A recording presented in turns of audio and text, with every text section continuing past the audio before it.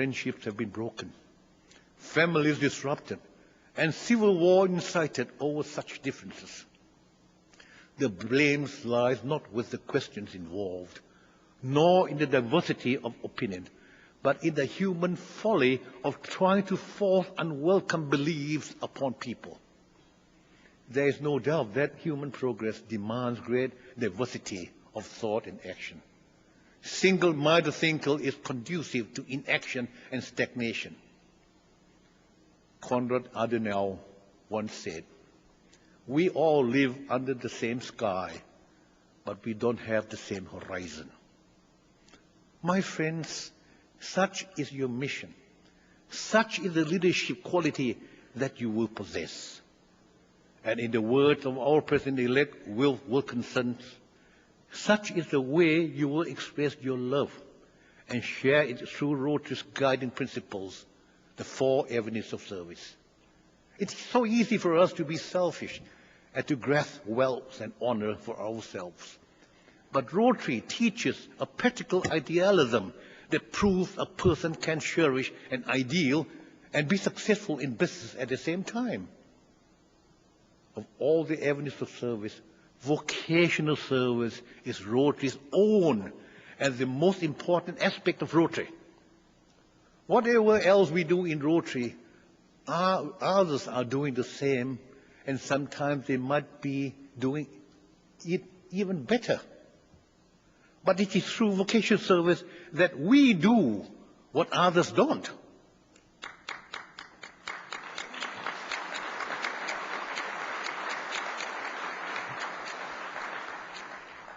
It is this vocational service that Rotary can pride itself on how it has weathered the storms with distinction in the many humanitarian and educational programs.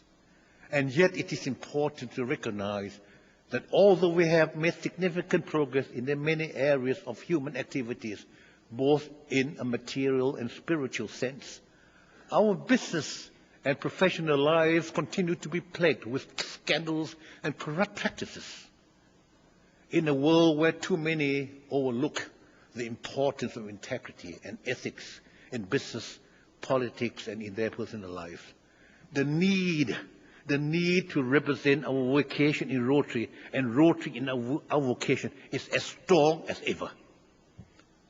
In recent years, there has been a shift of ethical standards in homes, in business, and in the political arena that is rapidly spreading across society and all throughout the wireless world in which we live. We see abuses committed for personal gain, ego and greed-driven leadership, and conflicts for nothing but one's own power. A fog that clouds those sinfully minded people make it difficult for them to comprehend that their actions carry with them international ramifications. Almost every day we hear about the flouting of legal and regulatory provisions, the granting of monopoly privileges to friends and relatives and financial backers, the preferential use of privileged information, vote buying, resources wastage, human exploitation. The list of abuses committed for personal gain is depressing long.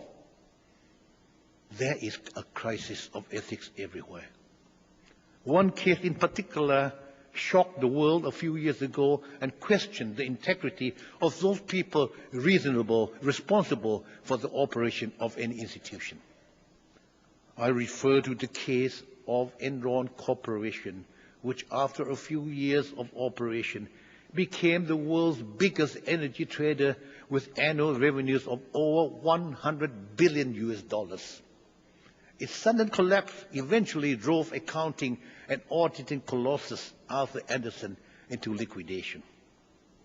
Another case that took place just a year ago in my country involved a politician whose manipulation of stock shares in a public company resulted in a tax-exempt gain of $2 billion.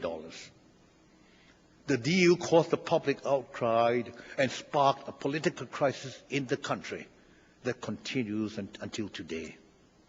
Once a very popular politician, he has now lost not just support, but also respect and confidence of the people.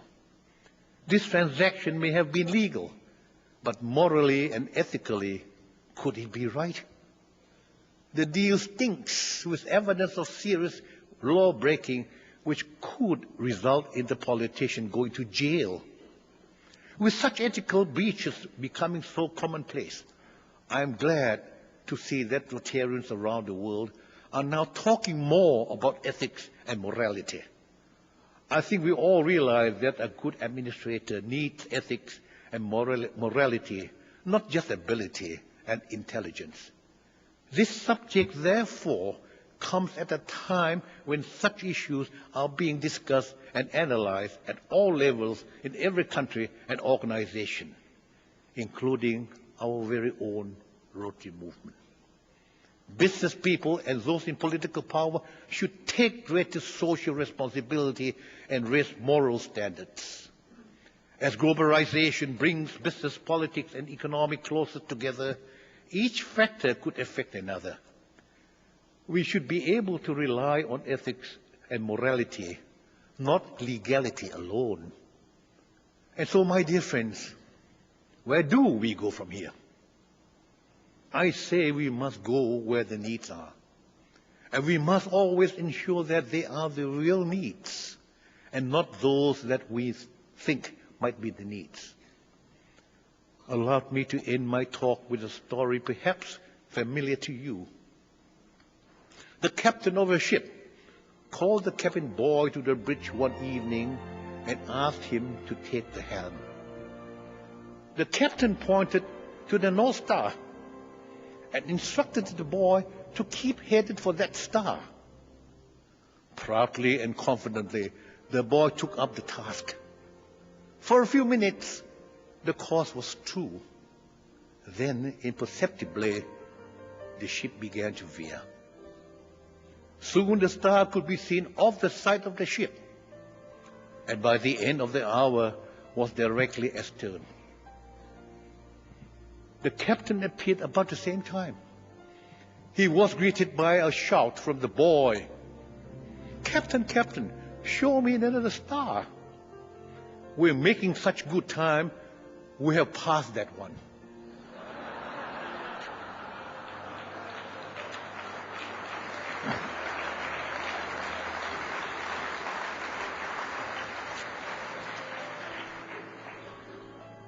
My very dear friends, when you're back in your district, please remind your fellow members that the object of Rotary provides each club with a shard for a voyage of significant service.